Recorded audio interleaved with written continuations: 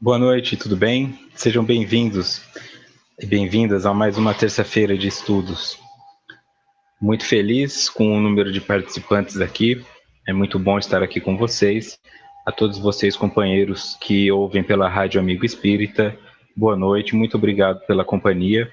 A vocês também que baixam os áudios no SoundCloud, vocês que estudam em grupo, muito obrigado por ajudarem na divulgação do trabalho. E vocês também que assistem aí pelo YouTube, sempre reiterando o convite de virem participar ao vivo, caso tenham alguma oportunidade. Algumas pessoas aqui pela primeira vez hoje participando ao vivo também. Mas vamos lá. Eu deixarei então aqui já de início o meu boa noite a Tereza de Petrópolis, Rio de Janeiro, a Socorro de Paulista, em Pernambuco, a Roberta de Fortaleza, no Ceará, a Luciene de São Gonçalo do Sapucaí, Minas Gerais, onde eu estarei ministrando seminário sábado agora, a Marisa, de Rio de Janeiro, capital, a Isabela de Franca, interior de São Paulo, não conseguiu alcançar o estudo, ainda está no 18, mas veio participar ao vivo, porque tinha que vir de qualquer jeito. Seja bem-vinda. A Vieira, não colocou o nome aqui, tem só o e-mail, tá? Mas está como Vieira, de Delemont, na Suíça, também pela primeira vez. Seja bem-vinda. A Adriana, que está na segunda vez aqui também acompanhando ao vivo, não colocou de onde é. A Janete de Tijucas, em Santa Catarina. Sebastião de Cornélio Procópio, no Paraná. O Roberto, do Japão. A Flaviana, de São Paulo, capital. O Elson, de Miguel Pereira, no Rio de Janeiro. O Carlos de Santana, aqui em São Paulo, na Zona Norte, o Allan Kardec, do Rio de Janeiro, o Dioclésio de São João del Rei, Minas Gerais, a Cristina de São Mateus, Espírito Santo, Maura Alice de Goiânia, Goiás, a Rita de Juiz de Fora, de Minas Gerais, a Maria Cristina de Campinas, interior de São Paulo, a Marley de Curitiba, Paraná, e a Maria de Fátima, de Volta Redonda, Rio de Janeiro. Acredito que esses são os que tinhas. A de Dias também de Curitiba, Paraná. É a Adriana que colocou que está da Suíça. Ok? Jamil de Apucarana, Paraná também. Então vamos lá. E a Adriana falou que é de Florianópolis, Santa Catarina. Muito obrigado pela presença. Vamos lá, então. Esse é o estudo da obra Autodescobrimento, uma busca interior, escrita por Divaldo Franco e Joana de Ângeles. O estudo é realizado pela Rede Amigo Espírita e eu sou Vitor Antenori Rossi, psicólogo de São Paulo. Edna de Suzano, São Paulo também entrando aqui, Sirlene de São Paulo, capital. Este é o encontro de número 37, estamos começando o capítulo 4, O Inconsciente e a Vida, no subtópico 4.1, O Inconsciente, parte 1. Então vamos lá, eu só vou esclarecer uma coisa. Hoje o estudo terá apenas 2 slides do livro, tá? Porque tem toda uma base teórica aí que será necessária. Então o estudo vai ser mais nota do expositor praticamente do que Joana. Praticamente não, com certeza, ok? Então paciência, eu sei que muitas pessoas não gostam dessa parte, principalmente o pessoal que gosta daqueles estudos sistematizados, né? Onde, eu sei o que eu vou ver todos os dias, mas aqui o mais importante é fazer o aprofundamento, por mais paradoxal que possa parecer, um aprofundamento superficial, né? Tentar não deixar passar nada, mas também sem aprofundar muito em cada quesito, porque senão o estudo não acabaria nunca. Mas, então, de forma geral, eu agradeço aí a paciência, porque hoje será mais teórico. Então, vamos lá. Joana, do ponto de vista psicológico, o inconsciente é o conjunto dos processos que agem sobre a conduta, mas escapam à consciência. Eu vou só aproveitar um slide do estudo do triunfo pessoal. No livro Novas Conferências Introdutórias sobre Psicanálise, Freud escreve o seguinte no capítulo 28, nota do expositor. Denominamos um processo psíquico inconsciente cuja existência somos obrigados a supor devido a um motivo tal que inferimos a partir de seus efeitos, mas do qual nada sabemos. Então, retornando em Joana, do ponto de vista psicológico, o inconsciente é o conjunto dos processos que agem sobre a conduta, mas escapam à consciência. Se eu não tenho consciência e isso torna aquele processo inconsciente, por que eu tenho que saber? Por que é importante saber como identificá-lo, como torná-lo menos inconsciente? Ou será que é possível transformar o inconsciente em algo consciente? E é possível que algo consciente torne-se inconsciente após um tempo? Todas essas perguntas podem ser respondidas ao longo do estudo. Então, o inconsciente é conjunto dos processos que agem sobre a conduta. Então, muito do que você está fazendo é determinado pelo seu inconsciente. Você tem vários processos acontecendo dentro de você e esses processos formam conjuntos. Na linguagem de Freud, nós não vamos chamar de complexo, mas na linguagem de Jung, nós podemos chamar de complexo. O que isso nos interessa? Que esses movimentos acontecendo dentro de você, essas elaborações, elas te ajudam na sua conduta. E o que é a sua conduta? A cerveja que você não consegue parar, o cigarro que você acende, quando você levanta a sua voz, aquela ideação suicida, quando você se pega com uma faca, ou você coloca os remédios, mas não chega a tomá-los. Então, tudo que diz respeito à sua conduta. Podem ter processos positivos também? Claro. Tá? Então, talvez você pense que está indo fazer uma atividade física ou indo ao médico só porque você se preocupa com a sua saúde, mas pode ter um processo inconsciente maior com relação a isso. Um medo, uma insegurança, né? Eu vou lá fazer um check-up porque eu sou uma pessoa prevenida, mas na verdade pode já ter um sentimento, uma intuição, alguma coisa que não é consciente, que não se manifestou, mas você está com aquela sensação ruim. Essa sensação é consciente, mas ela é trazida por um processo inconsciente. Então, o nosso inconsciente, segundo a psicologia, principalmente a psicanálise e a psicologia analítica, determina grande parte de nossas condutas. E sem o conhecimento desses processos inconscientes, nós vamos ficar alterando apenas comportamentos, mas não sentimentos. Será bem mais difícil trabalhar emoções e sentimentos se não houver condição de tornar consciente alguns aspectos. E deixa eu só atualizar aqui.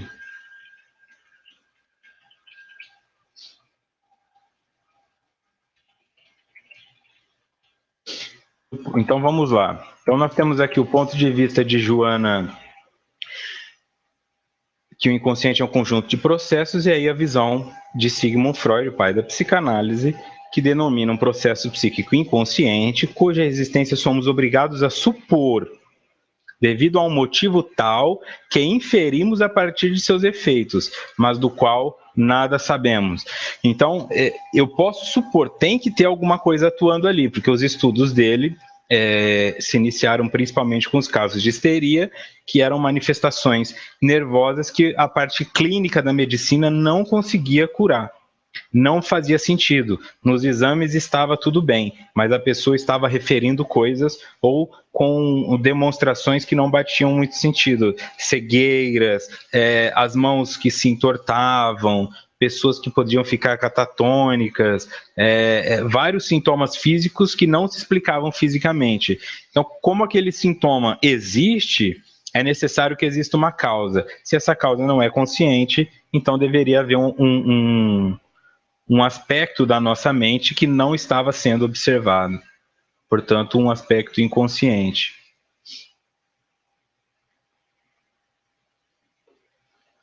Continuando em Joana.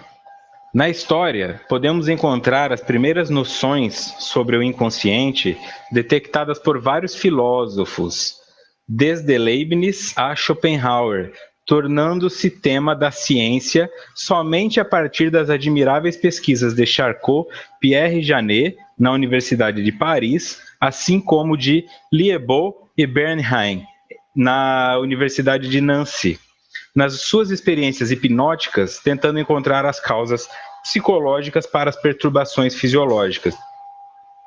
Porque antes de chegar no movimento que ela está diferenciando aqui, ó, tornando-se tema da ciência somente a partir das admiráveis pesquisas de Charcot e Janet, é porque até então nós estávamos lidando com uma metafísica. Do ponto de vista filosófico, não se usava o termo inconsciente. E é nesse slide que nós vamos parar em Joana de Ângeles e nós vamos aprofundar superficialmente cada um desses indivíduos trabalhados aqui.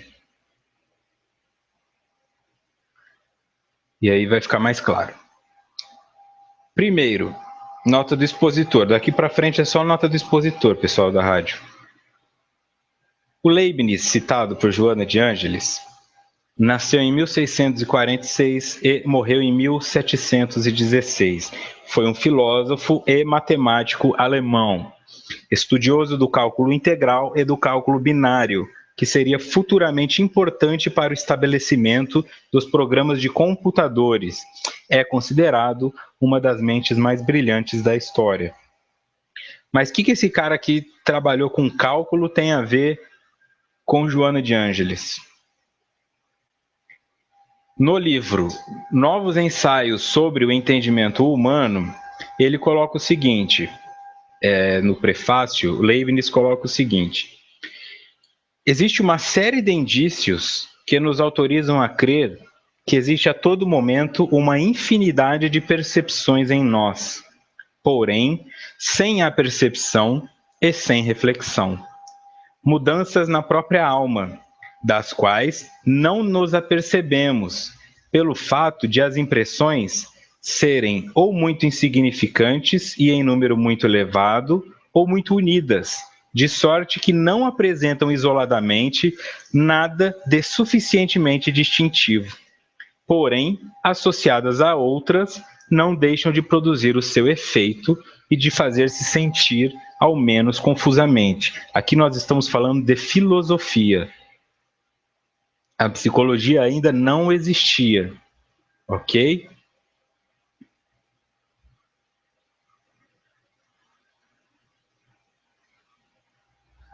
Eu vou responder já. Então, essa era a opinião inicial de Leibniz aí.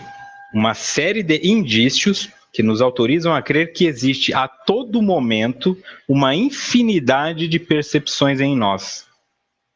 Vejam bem, uma infinidade de percepções em nós que se referem a mudanças na própria alma, das quais não nos apercebemos, portanto, são inconscientes, pelo fato de as impressões serem ou muito insignificantes e em número muito elevado, ou muito unidas, de sorte que não apresentam isoladamente nada de suficientemente distintivo. Porém, associadas a outras, não deixam de produzir o seu efeito e de fazer-se sentir, ao menos confusamente. Viram? Então, o que ele coloca, que são muito pequenas e em grande quantidade, o que as tornaria impossíveis de serem captadas, ou muito unidas. Só que quando elas se relacionam, nós podemos sentir os efeitos dela, mesmo que não tenhamos consciência de quais são.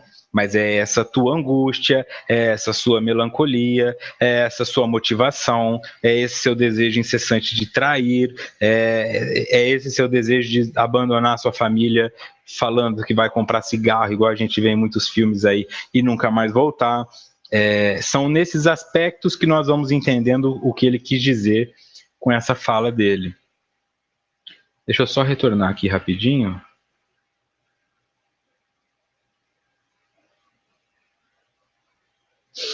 Carlos Martins. Vitor, o que dizer a uma pessoa próxima que fala? Tudo isso que ele fala eu já sei, o difícil é praticar. Eu não tenho o que falar, porque se ela já sabe, né, uma pessoa que provavelmente sabe tudo, porque tudo que uma pessoa fala ela já sabe, então não tenho o que falar para essa pessoa. Porém, se ela realmente soubesse tudo, ela saberia que ela se torna cada vez mais responsável quanto mais consciência ela tem acerca de determinada coisa. Então não há necessidade de tentar atuar nessa pessoa, porque o livre-arbítrio é um talento, é um dom disponível a todos os seres vivos, então ela tem o direito de esperar o tempo que ela quiser até começar as suas ações. Claro que quando você aplica a inteligência espiritual nesse processo, quanto mais rápido você fizer, menos somatizações e dores você vai ter, mas cada um vai a seu tempo diante da sua necessidade. Algumas pessoas já vão imediatamente quando tem um insight, outras com uma dor leve e outras, infelizmente, só com grandes sofrimentos. Espero que não seja o caso dessa pessoa e que o despertar dela venha antes disso.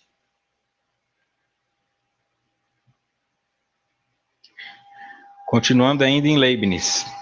Essas pequenas percepções, devido às suas consequências, são por conseguinte mais eficazes do que se pensa. São elas que formam não sei que, esses gostos, essas imagens das qualidades dos sentidos, claras no conjunto, porém confusas nas suas partes individuais. Essas impressões que os corpos circunstantes produzem em nós, que envolvem o infinito, esta ligação que cada ser possui com todo o resto do universo. Então vamos voltar aqui. 1646 e 1716, ele já tinha essa consciência. Vejam como era realmente à frente de seu tempo. E que não à toa foi considerado como uma das mentes mais brilhantes da história. Então, ó, são mais eficazes do que se pensa, tá? Ou seja, essa movimentação que está acontecendo no seu inconsciente, ela é eficaz, portanto, ela atua mais do que você imagina na sua conduta. Não significa que eficaz é positivo. Ela é eficaz no sentido que ela consegue realizar o que ela quer, mas ela pode ser eficaz em te adoecer, ela pode ser eficaz em te colocar para baixo, ela pode ser eficaz em te deixar irritado. Tá? Então ela está sendo eficaz, mas não significa que isso é bom para você. Mas ignorar isso vai levar a sofrimento. Veja, são elas que formam esse não sei que, esses gostos, essas imagens das qualidades dos sentidos, claras no conjunto, porém confusas nas suas partes individuais. Então eu identifico com clareza o conjunto. Bom, eu sou um cara de 31 anos, que tem uma saúde boa, que não passo fome, mas não sou milionário, então eu tenho uma vida financeira que supre as minhas necessidades, eu não tenho conflitos maiores na minha família, o todo, eu sou uma pessoa feliz. Mas, em dado momento, pode acontecer de eu não querer levantar da cama, ou eu ter uma ideação suicida, ou eu ter desejo de abandonar tudo que eu faço e começar uma outra coisa. Por que isso acontece? Por que isso acontece com você? E aí, quando você vai se queixar disso para alguém, a pessoa fala: mas você não tem que reclamar de nada, você tem tudo. Adolescente ouve muito isso, né? E aí, por ouvir isso muito na adolescência, quando se torna adulto, fica repetindo isso para si mesmo, né? Eu não tenho do que me queixar, eu não sei por que eu não sou feliz. E aí acaba sofrendo porque não identifica os aspectos individuais.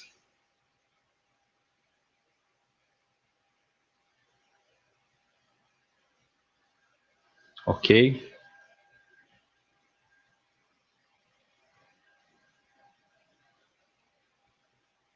Os corpos são circunstantes aqui, né? Houve uma pergunta aqui no chat da Sirlene, não circundante.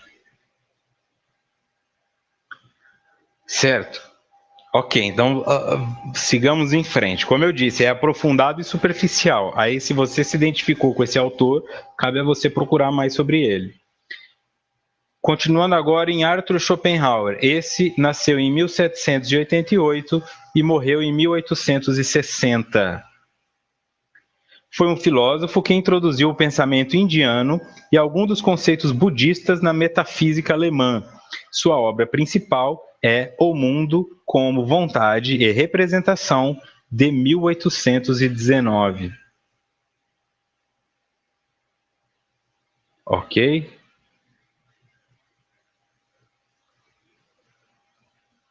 Vamos ver aqui. Dioclésio, talvez o negativo nessa hora seja mais necessário que o positivo. Aceitar a angústia, dar um lugar a ela é necessário. Sim, quando eu falo negativo, é negativo porque eu espero. Porque nenhuma pessoa espera adoecer. Mas tudo que é trazido pelo inconsciente é positivo, porque tem o sentido de nos informar que algo não está bem para que possamos resolver. A minha mente não vem me agredir gratuitamente porque não gosta de mim. Ela vem me mostrar que algo não está bom. Só que os efeitos são desprazerosos e, portanto, considerados negativos. Tá? Claro que se eu tiver essa percepção mais aberta, quando o sintoma aparece, eu já raciocino. Opa, o que meu corpo quer dizer com isso? O que a minha mente quer dizer com isso? O que o meu espírito está precisando? Por que doeu o cotovelo, o joelho? Por que foi a corrente sanguínea? Por que é o coração? Por que é o pulmão? Quando você vai se aprofundando nisso, fica muito mais fácil do que alguém que só tem como recurso tomar remédio. Tá? Mas ele, quando eu disse que ele é negativo, é nesse sentido, que vai causar desprazer. Mas que esse desprazer o Allan Kardec falou que só conhecia o Leibniz na engenharia. Então já não é um estranho. Leibniz e Schopenhauer foram os dois citados então por Joana na parte da filosofia, ok?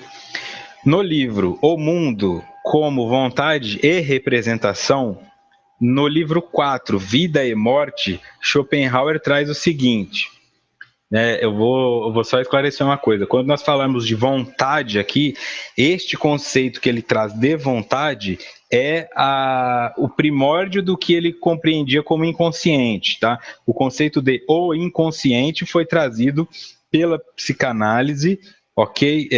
Não a palavra em si, mas o conceito. Então, Schopenhauer não falava o termo inconsciente, mas ele manifestava isso como vontade. Tá?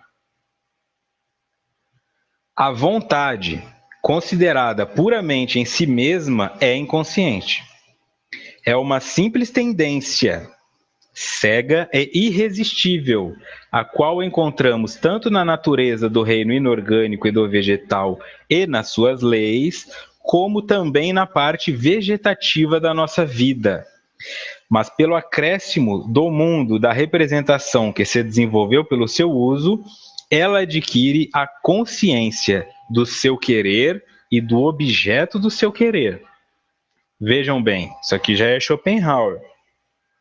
A vontade considerada puramente em si mesma é inconsciente.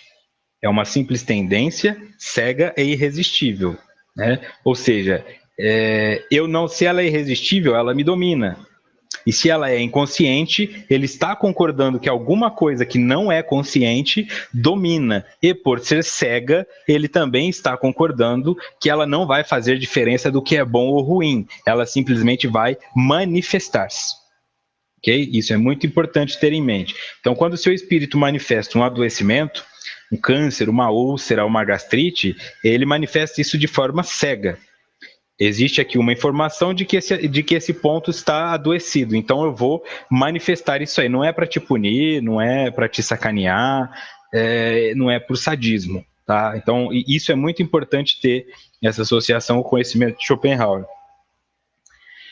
a qual encontramos tanto na natureza do reino inorgânico e do vegetal e nas suas leis, como também na parte vegetativa da nossa vida. O que é a parte vegetativa da nossa vida? Quando nós vamos pensar, por exemplo, no sistema nervoso central, nós temos uma parte neurovegetativa. Vegetativa porque ela não precisa da sua intenção para funcionar. Você não pensa sobre o seu respirar, mas você respira. Você não pensa que o seu coração tem que bombear o sangue, mas ele faz isso sozinho. Esse é o teu sistema vegetativo. Ok? Tudo que acontece sem a necessidade do seu comando é vegetativo. Tá? Então, ele está se referindo aqui também nessa parte vegetativa da nossa vida, ou seja, aquela em que nós não depositamos consciência, aquela em que nós não atuamos, mas que acontece mesmo assim. Aí ele coloca aqui, mas pelo acréscimo do mundo da representação, que se desenvolveu pelo seu uso, ela adquire a consciência do seu querer e do objeto do seu querer, a vontade. Então, onde que nós vamos entender isso um pouco mais fácil na prática? Eu tenho uma ansiedade. Essa ansiedade é a vontade. Eu queria ser mais feliz do que eu sou. Eu queria ser mais rico do que eu sou. Né? Ou eu queria ser qualquer coisa, eu queria que meu filho não tivesse morrido. Não sei, cada um vai viver uma situação. Pensa então lá num adolescente. Ele está passando pelas mudanças na puberdade, ele se vê na escola, os amiguinhos dele já estão ali ficando com as meninas e ele está ficando para trás, então isso gera nele uma ansiedade. Que é uma rejeição anteriormente. Eu preciso ser amado por uma mulher e isso vai fazer eu me sentir pertencente a um grupo. Eu não consigo, gera uma ansiedade. Essa vontade é inconsciente, ele não sabe exatamente o que ele quer. Só que ele manifesta comportamentos. Então, primeiro ele começa a fazer bagunça na sala, não funciona, as meninas acham ele tonto. Depois ele começa a andar com os caras mais velhos, não funciona, as meninas preferem os caras mais velhos. Aí ele começa a tomar cerveja, passa vergonha, as meninas não o querem. Aí ele fuma um cigarro, aí uma menina fica com ele. Então, vejam aqui. Pelo acréscimo do mundo da representação que se desenvolveu pelo seu uso, ela adquire a consciência do seu querer e do objeto do seu querer. Então agora ele passa a ser consciente de que ele é fumante. Eu quero fumar. Ele sabe que ele quer fumar. Ele ainda não entende por completo essa vontade, mas agora está mais claro para ele. Ele não precisa mais bagunçar, ele não precisa andar com os caras mais velhos, ele vai fumar cigarro. Se depois de um tempo o cigarro não der mais certo, ele vai tentar outra coisa. Mas, à medida que nós vamos, então, passando pelas experiências e algumas começam a criar essas representações, isso aqui funcionou, então eu vou fazer sempre, que em seu estado mais crítico são as superstições, essa é a meia da sorte, essa é a cueca da sorte, né? Eu tenho que estar sentado nesse local do sofá para o Brasil ganhar a Copa do Mundo. Então, quer dizer, a vontade dele agora passa a ser consciente. Ele sabe o que ele está buscando. Tá? Mesmo que ele não entenda a essência disso. Continuando em Schopenhauer na mesma passagem. Reconhece que aquilo que quer não é outra coisa senão o mundo e a vida como são. Dizemos, por isso, que o mundo visível é a sua imagem ou a sua objetividade. E como que a vontade quer? É sempre a vida? Pois que a vida, para a representação, é a manifestação da vontade, resulta que é indiferente e constitui puro pleonasmo se, em vez de dizer simplesmente a vontade, dissermos a vontade de viver. Porque ele considera que tudo é vontade de viver. Não existe vontade de viver, existe vontade. Por isso que ele coloca que é um pleonasmo. Dizer vontade de viver é a mesma coisa que falar hemorragia sanguínea, subir a subida, descer a descida. Por isso um pleonasmo. Tá? Quando você fala vontade, já implica vida, segundo Schopenhauer. Porque a partir do momento que surgiu uma vontade em você, essa vontade é uma vontade que te conduz à vida. Vontade de comer alguma coisa é para se alimentar. Vontade de procurar uma mulher ou um homem é para se relacionar. Vontade de emagrecer ou vontade de engordar é para viver mais, é para ter mais saúde. Isso tudo diz respeito à vida. Mas e quando o indivíduo tem vontade de cometer o suicídio? Ainda assim ele está buscando vida, porque ele acredita que pela morte ele vai se deparar com uma situação melhor. Nenhum indivíduo vai cometer o suicídio se ele tiver a certeza absoluta de que ele se encontrará em um local pior do que o que ele já está. Mesmo o espírita. Eu sei que se eu me matar eu vou para um lugar ruim, mas a mente dele vai jogar o seguinte: mas e se eu ajoelhar e orar com muita força, será que comigo não vai ser mais rápido? E todo esse trabalho que eu fiz pelas pessoas. Então, não é que ele não saiba, ele sabe, mas ele tem uma pequena crença de que com ele pode ser diferente. Portanto, essa visão colocada aqui por Schopenhauer. Ok?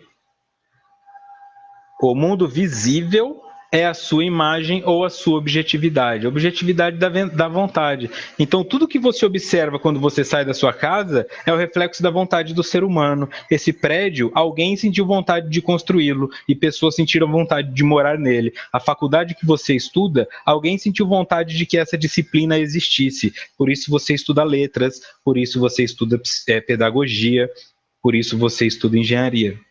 Tá? Porque houve uma vontade de fazer algo e essa vontade, que é vida, hoje nos permite falar com as pessoas à distância, voar para qualquer lugar do mundo, tá? Então é nesse sentido que nós vamos observando. Então, quando você olha para a sua vida, se você olha para sua casa e vê uma casa cheia, e vê uma casa farta, e vê seus filhos brincando, essa é a construção da sua vontade, que lá atrás começou. Quando você quis uma pessoa, aí você achou uma pessoa, aí você gostou daquela pessoa e você quis morar com ela, aí vocês quiseram ter um filho, aí vocês quiseram comprar aquele skate para o menino, e hoje você está aí tropeçando no skate na sua sala, xingando esse menino que deixou o skate no caminho, mas se esquecendo de que isso é apenas um resultado da sua vontade e que você deveria ficar muito feliz de tropeçar nesse skate, porque é sinal de que as suas vontades se concretizaram. Quando você, por exemplo, olha para sua casa e vê só um colchão no canto porque você trocou tudo por crack, isso também é uma manifestação da sua vontade. Tá? Você quis fumar mais uma, achou que R$50 não ia fazer diferença, depois mais 10, mais 20, que pegar um elo daquela pulseira de ouro não ia fazer diferença e de repente você tem só um colchão. Tá? Ainda assim, é a manifestação da sua vontade que se concretizou. Você conseguiu fumar tanto crack quanto seu dinheiro podia te dar e agora não tem mais dinheiro. Tá? Então, é nesse sentido que nós podemos levar a uma reflexão. Ok? Então, sigamos. Eu não coloquei, eu devia ter colocado, mas vamos lá. Colocado o slide de vez em quando de novo.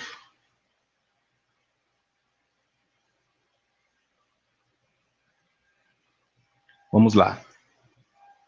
Aqui, Joana, na história podemos encontrar as primeiras noções sobre o inconsciente, noções sobre o inconsciente, detectada por vários filósofos, desde Leibniz a Schopenhauer. Vários filósofos, são só esses dois? Não, ela citou esses dois, mas existem vários associados a essa época, a este momento filosófico. Tornando-se tema da ciência somente a partir das admiráveis pesquisas de Charcot, Pierre Janet, Liébaud, Bernheim, que são os que nós vamos ver agora, começando por Charcot, nas suas experiências hipnóticas, tentando encontrar as causas psicológicas para as percepções fisiológicas. Fênix coloca o seguinte: às vezes temos vontade de algo, mas nem sempre é melhor para nós. É errado abstrair de ter vontade e deixar nas mãos do divino? Você não pode abstrair de ter vontade, né? Então, quando você fala que alguma coisa não é boa para você, essa é uma confusão inconsciente. Ela é boa para você em um aspecto que você não conhece. Existe uma tensão dentro de você que quer ser neutralizada. E é isso que... mas que vontade é essa? Eu tenho vontade de matar uma pessoa. Eu tenho vontade de jogar uma bomba naquela casa. É ruim para você e para todo mundo, mas se você sente essa vontade, é porque você não aguenta mais os cachorros daquele indivíduo latindo, ou ele acelerando a moto de madrugada, eu não sei, mas para a sua mente vai te fazer bem jogar essa bomba, porque ela é cega, ou seja, ela não enxerga as consequências legais, morais e espirituais, ela quer apenas que o momento seja resolvido. Esse aspecto que age dessa forma, passando por cima de regras, é o que Freud chamava de id.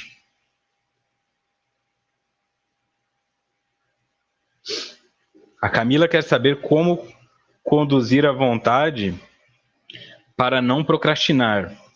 A verdade que eu aprendi com os anos de observação em clínica é que só procrastina quem pode. Quem está com a água pelo pescoço não procrastina. Tá? Então, a procrastinação, ela é um luxo. Aí eu posso procrastinar, porque eu tenho que entregar esse trabalho na faculdade, mas eu não vou reprovar se eu não entregar. Ou então, se eu reprovar, tudo bem, meus pais continuam pagando. Agora, vê se aquela pessoa que trabalha de manhã e à tarde e está contando as moedas para pagar a faculdade, e não tem dinheiro para pagar DP, procrastina. Ela não procrastina porque ela não pode. Pode ser que ela não dê conta, mas a procrastinação é um comportamento de pessoas que ainda não estão totalmente conectadas com a necessidade do que fazem. Ainda não estão desesperadas ou apaixonadas por aquilo. Estão mais ou menos fazendo porque precisam, visando um objetivo maior. Conectar-se de coração com o que está fazendo é o melhor caminho para parar de procrastinar. Mas isso é a minha opinião. O Dioclésio complementou aqui, carro apertado é que anda. Nota do expositor, continuando, Jean-Martin Charcot, 1825 a 1893, foi um médico e cientista considerado um dos maiores clínicos e professores de medicina da França. Durante as suas investigações, Charcot concluiu que a hipnose era um método que permitia tratar diversas perturbações psíquicas, em especial a histeria.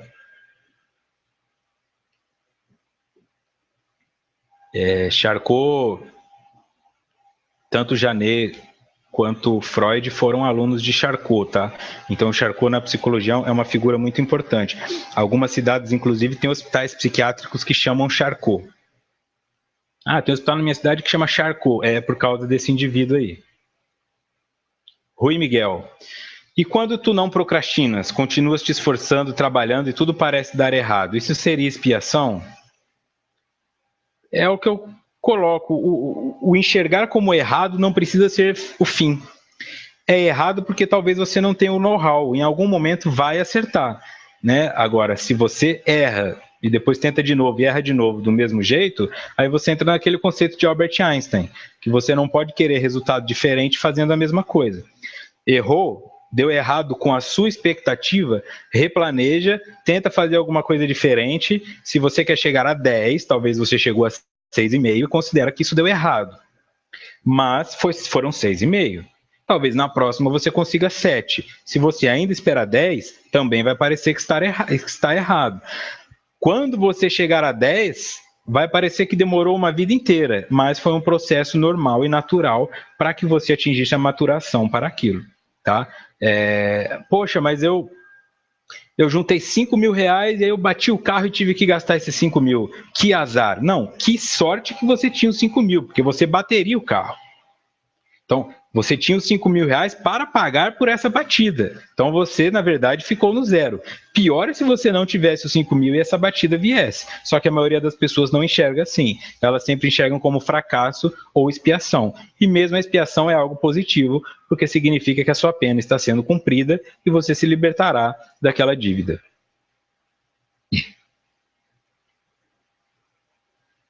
Charcot, então. No livro Primeiras Publicações Psicanalíticas, volume 3, Freud fala sobre Charcot no capítulo 1. A certa altura de seu trabalho, Charcot elevou-se a um nível mais alto até mesmo do que o de seu tratamento usual da histeria. O passo que deu também lhe assegurou para sempre a fama de ter sido o primeiro a explicar a histeria. Enquanto estava empenhado no estudo das paralisias histéricas decorrentes de traumas, teve a ideia de reproduzir artificialmente essas paralisias, que antes diferenciara das orgânicas, com todo cuidado. Ok? Enquanto estava empenhado no estudo das paralisias histéricas decorrentes de traumas, teve a ideia de reproduzir artificialmente essas paralisias, que antes diferenciara das orgânicas com todo cuidado. Existem paralisias que são do cérebro. Seu cérebro paralisa o seu corpo. E existiam paralisias que eram histéricas, ou seja, psicológicas. Tá? Não tem uma explicação cerebral, você não sofreu uma lesão cerebral, mas uma parte do seu corpo não responde mais ao seu comando. Paralisou e você não consegue fazer nada disso. E não é uma pessoa fingindo, é uma coisa que ultrapassa. Se você enfiar uma agulha ali, ela continua não conseguindo se mexer. Tá? Então ele tentou reproduzir isso artificialmente. Como? Para esse propósito, utilizou pacientes histéricos que colocava em estado de sonambulismo, hipnotizando-os. Teve êxito em provar através de uma sólida cadeia de argumentos, que essas paralisias eram resultado de ideias que tinham dominado o cérebro do paciente em momentos de disposição especial. Desse modo, o mecanismo de um fenômeno histérico foi explicado pela primeira vez. Veja.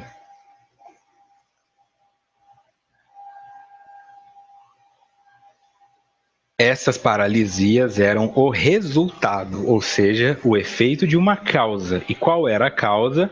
Ideias que tinham dominado o cérebro do paciente em momentos de disposição especial. Então, quando nós imaginamos a parte que diz assim, eu estou com a minha imunidade baixa. Por que você está com a sua imunidade baixa? Não é que a sua imunidade baixou. A sua imunidade baixou porque o seu corpo está gastando energia e potência para combater outros aspectos que talvez sejam psicológicos. Então, quando é necessário dar o comando, você não tem essa energia disponível. Então, você entra no metrô todos os dias. E todo dia alguém espirra, alguém tosse, tem alguém doente, né? E tirando essas doenças extremamente contagiosas, estou falando de um resfriado, de uma gripe. Você não pega. Não pega de jeito nenhum. Fica um ano trabalhando sem ficar com gripe. Aí, de repente, num domingo, você se pega espirrando. Fala, tô com a imunidade baixa. O que Charcot colocou aqui? Que nós temos ideias permeando a nossa mente o tempo todo. Tá? Você tem ideias derrotistas e ideias de vitória, ou perfeccionistas, como foram colocadas aqui. Só que em momentos especiais, em momentos específicos, há uma abertura para que essas ideias entrem. Ok? Então, por exemplo, você tem uma ideia, talvez eu não seja uma pessoa tão boa para o meu pai, poderia fazer mais por ele, mas meu pai está bem, beleza. Tá? Mas existe essa ideia de que você não é bom o suficiente para o seu pai. Aí seu pai morre. E aí lá no caixão, na beirada do caixão, você entra em um choro que você não faz ideia de onde saiu aquele choro. E segura a mão dele, pede perdão, e tá com saudade, e agradece por tudo. Por quê?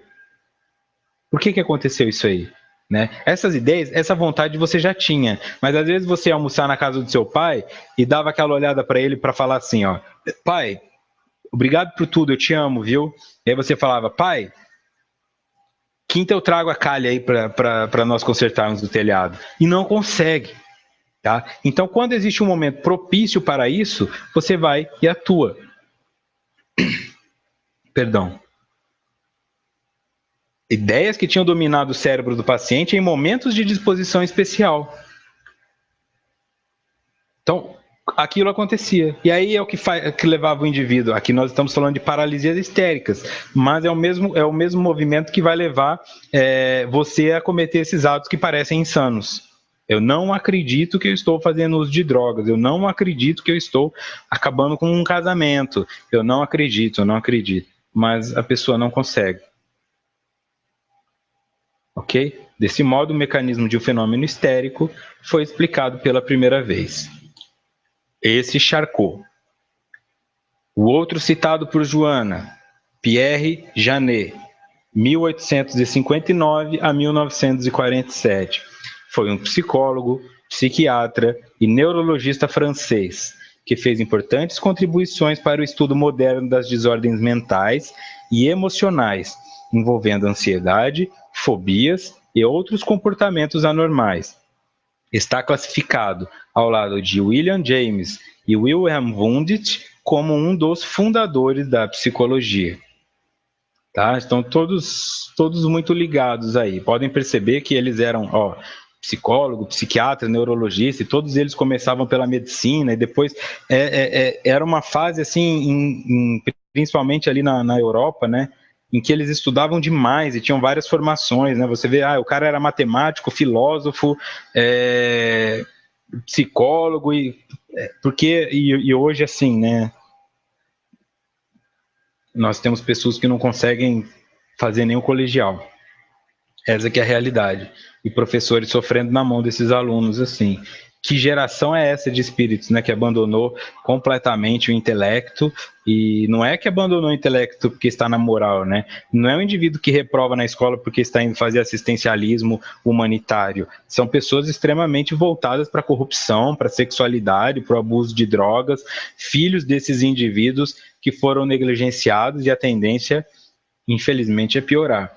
O que serve de consolo é que dizem que novos espíritos mais evoluídos estão encarnando, então eles vão neutralizar. Mas se fosse uma corrente, uma progressão aritmética, infelizmente nós veríamos tragédias nos próximos anos. Filhos que virão para curar os pais, né? É isso que dizem. Na revista Latino-Americana de Psicopatologia Fundamental, volume 11, número 2, o Mário Pereira, escreve um artigo com este nome: Pierre Janet e os atos psíquicos inconscientes revelados pelo automatismo psíquico das histéricas. A Carolina falou que os estudos dão vontade de fazer psicologia. Em mim também, ainda bem que eu já fiz. Então vamos lá. Janet considera que a unidade do eu é garantida pela capacidade de síntese mental. Sua noção de fraqueza psicológica é de natureza fundamentalmente psíquica. Em condições normais, as chamadas formas inferiores da vida mental encontram-se presentes no indivíduo, embora submetidas ao controle de sua livre vontade. Em condições mórbidas, que enfraqueçam essa capacidade de submeter tais elementos a um funcionamento unitário do eu, ocorre uma clivagem da personalidade, com dissociação da consciência e manifestação automática daquelas formas primitivas do funcionamento mental.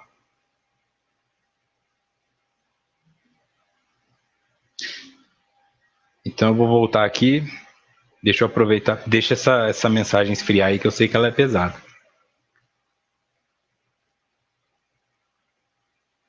Marina Rios pergunta o seguinte: como saber se meu sentimento de culpa fez realmente mal ao próximo? Nunca saberá. O importante é que ele faz mal a você. Por isso é sempre isso. O único perdão verdadeiramente eficaz é o auto-perdão.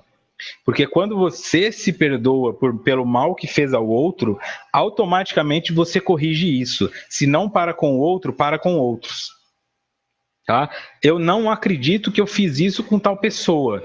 Quando você se perdoa por ter feito aquilo, você elaborou aquele processo, você entendeu por que você agiu daquela forma, não precisa mais atuar aquilo, porque aquela situação está resolvida em você, de repente seus filhos se beneficiam, de repente seu avô, seu sogro, seu marido e você. Mas o quão mal você fez ao outro é impossível mensurar, só o outro mesmo para dizer. Vamos ver aqui. A Carolina está com preguiça de estudar mais 5 anos e jogou isso para a próxima encarnação. Porque a Carolina já está com 89 anos, então ela sofre de várias artrites e reumatismos, então ela não pode frequentar a faculdade, né, Carolina? Vai deixar para a próxima encarnação, 5 anos. Vocês do grupo de estudos paralelo, fica aqui a minha solicitação que puxem a orelha da Carolina, né? Porque ela não está compreendendo direito o que está acontecendo aqui. Ok? Agora que já demos aquela esfriada, vamos lá. Janet, a unidade do eu é garantida pela capacidade da síntese mental. Então, eu tenho uma síntese mental. A minha mente tem uma capacidade de sintetizar as coisas, tá? Ou seja, formar resumos, transformar as coisas de uma forma que sejam compreensivas para mim e ocupem o mínimo de espaço possível. Isso garantiria a unidade do eu. A noção de Janet, de fraqueza psicológica, é de natureza fundamentalmente psíquica. Em condições normais, as chamadas formas inferiores da vida mental encontram-se presentes no indivíduo, embora submetidas ao controle da sua livre vontade. Aqui, muito parecido com o que nós já vimos. Tá?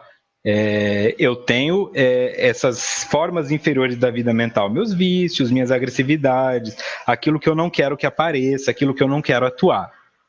Elas estão em mim, só que a minha livre vontade impede que elas atuem. Em condições mórbidas que enfraqueçam essa capacidade de submeter tais elementos a um funcionamento unitário do eu, ocorre uma clivagem da personalidade, com dissociação da consciência e manifestação automática daquelas formas primitivas do funcionamento mental. Então, eu sou uma ótima pessoa. Quais seriam essas condições mórbidas? O médico me dá o diagnóstico de uma doença crônica. Olha, Vitor, você está com HIV. Aí pode ser que eu cometa o suicídio, ou que algumas pessoas atuam, né? Saem por aí tendo relação com todo mundo. Se eu estou com HIV, todo mundo vai ficar. Mas era uma pessoa boa. Nunca fez mal a ninguém. O indivíduo também que chega em casa do trabalho, não bate nos filhos, não faz nada diferente. De repente ele tem um lapso e ele trai a esposa dele. Traiu, foi sentir prazer lá e traiu. E a esposa pega e aquela dona de casa maravilhosa, de repente se vê com uma faca suja de sangue nas mãos e não sabe o que aconteceu. Ela matou os dois. Por que isso aconteceu? Porque ela estava em uma situação mórbida, tá? Próxima à doença, ou física ou psicológica. E isso também pode acontecer para aspectos positivos. Então, aquela pessoa que quando fica doente percebe o mal que fez aos outros e chama todo mundo no leito de morte para pedir perdão sincero, tá? Ela já queria fazer aquilo, mas o orgulho não deixava. Como ela está morrendo, ela largou o orgulho para lá e foi fazer o que era bom para ela, refletiu sobre isso, tá? Então, esta fraqueza psicológica é um dos pontos da teoria de Janet, que em dado momento o nosso psicológico enfraquece por situações e os nossos movimentos inferiores se manifestam. Trata-se, portanto, de um mecanismo de base econômica, segundo o qual o enfraquecimento da capacidade de síntese expõe o eu a ser passivamente invadido por elementos mentais que deveriam manter-se afastados e submetidos ao restante do psiquismo. É o fracasso na capacidade da síntese psíquica, ocasionado pela ação de traumas psíquicos agindo sobre uma personalidade predisposta, por uma hereditariedade marcada pela degenerescência, que conduz ao aparecimento dos fenômenos psicopatológicos da dissociação psíquica. Aqui falando da histeria, mas hoje nós já podemos associar isso com qualquer vínculo psicossomático, tá? Qualquer doença que venha do seu emocional. Mecanismo de base econômica. O enfraquecimento dessa capacidade de sintetizar nos deixa expostos a. Por que passivamente? Porque não teremos o controle sobre isso e seremos invadidos por esses elementos mentais que deveriam manter-se afastados e submetidos ao restante do psiquismo, que é aquele celular que você quebrou na parede, aquele cara que você arrebentou na pancada, aquele indivíduo que você falou obscenidades no trânsito. Você não se percebeu fazendo aquilo, você não conseguiu não fazer aquilo, e isso é uma manifestação de que sua mente não conseguiu fazer mais a síntese. Ok? O que ocasiona isso? Ação de traumas psíquicos, agindo sobre uma personalidade predisposta, ou por hereditariedade, ou porque já está degenerando. Tá? Então, você já tem uma personalidade predisposta, aquele indivíduo. Nossa, eu no seu lugar, nossa, essas coisas não acontecem comigo, rapaz. Eu queria que acontecesse comigo. Esse é você. Só que tem aqueles que são inconscientes, né? Ele fica, não, eu quero que todas as pessoas sejam felizes, mas ele torce para ter um problema inconscientemente, para que ele possa se manifestar e mostrar quem ele ou ele falar, olha, sabe quem eu sou, sabe quem eu fui, etc, etc, etc. Isso que nós já conhecemos. O Dioclésio falou que vai rever esse estudo umas 3 vezes. Vamos ver aqui.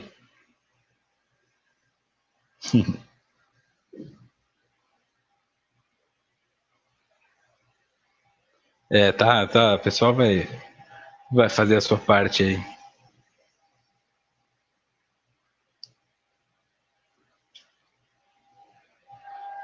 Ok? E aí, para encerrar, os outros dois citados por Joana no final, né? Então, ela citou o Charcot e o Janet, e depois ela citou esses dois que virão agora. O primeiro é Ambroise Auguste Liébaud, 1823-1904. Foi um médico francês, fundador da escola de Nancy.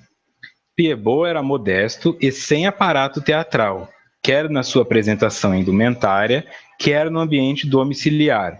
Com isso, estabeleceu a nova linha de conduta para os hipnotizadores modernos.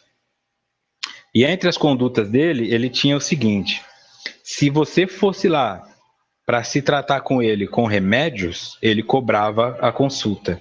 Se você fosse lá para se tratar por hipnose, ele não cobrava a consulta. Né? E as pessoas que chegavam lá achando que ele era extremamente famoso, ele era extremamente renomado, ele era um cara extremamente procurado por todos que estavam estudando hipnose na época.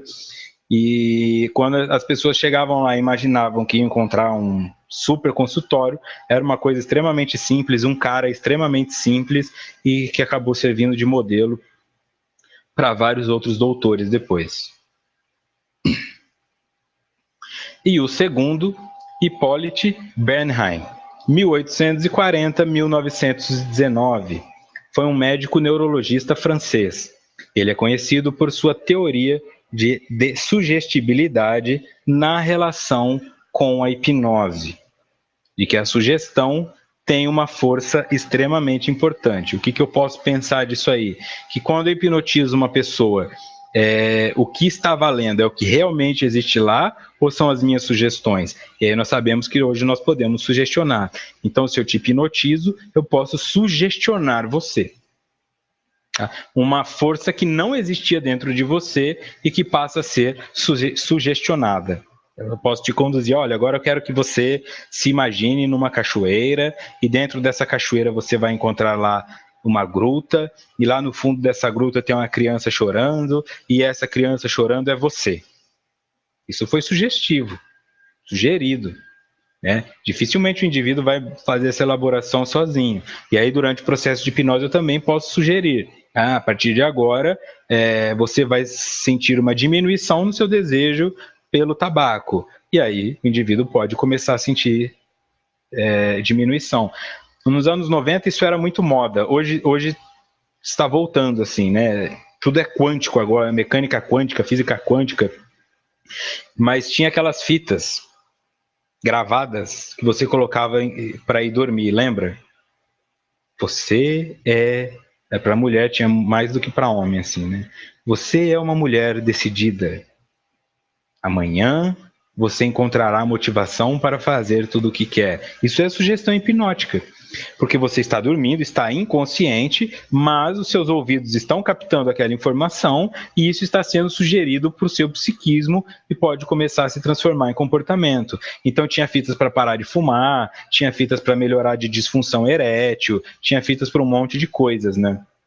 E isso ainda pessoas utilizam até hoje.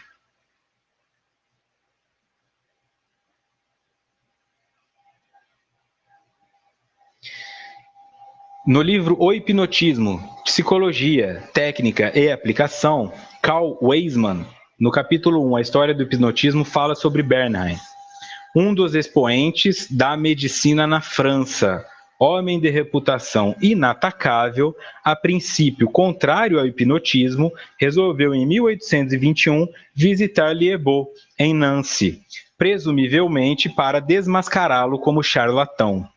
Bernheim tratara durante 6 meses um caso de ciática e fracassara. O caso foi posteriormente curado por Liébaud. O eminente clínico, que vinha com propósitos hostis, logo convenceu-se da autenticidade do fenômeno e tornou-se amigo e discípulo do modesto médico rural, no caso, Liébaud.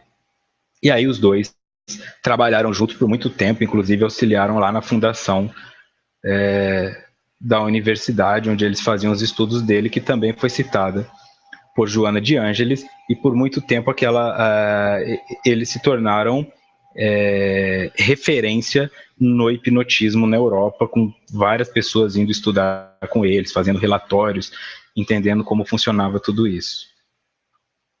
Se a sugestão funciona para todos ou não, aí é de cada um, né? Mas que funciona, funciona. Depende do quanto o indivíduo faz uso disso, mas não vai impedir a tua mão de chegar, né? Tem aquele filme Laranja Mecânica que mostra essa questão, né? Eles obrigam o rapaz a ver cenas de violência com aquele negócio que abre o olho, ele não pode nem piscar, e aí toda vez que ele se vê na intenção de cometer uma violência, o corpo dele reage e ele cai no chão sentindo dores, tá? Isso é um exemplo mais crítico da sugestão, mas é claro que em manifestações menores você pode não parar de fumar porque sua mão não vai até o cigarro, mas você pensa duas vezes, por que mesmo que eu quero fumar? Não, deixa, a hora que eu quiser fumar eu vou atrás, e nisso você pode nunca mais fumar. Ok? Autossugestão, sim, autossugestão, auto-hipnose, tudo isso existe. Então, no próximo encontro, continuaremos no Inconsciente, parte 2, e aí com mais Joana e menos notas do expositor, mas era necessário pelo menos trazer quem são esses indivíduos citados por Joana, ok? E aí nos encontramos de novo na semana que vem. Para quem faz os dois estudos, lembrando que amanhã não haverá o estudo do triunfo pessoal, pois farei palestra aqui em Taboão da Serra, e sábado agora estarei em São Gonçalo do Sapucaí, estreando o seminário Reforma-te a Ti Mesmo. A todos vocês, então, uma ótima semana. Nos reencontraremos terça-feira que vem. Muita paz.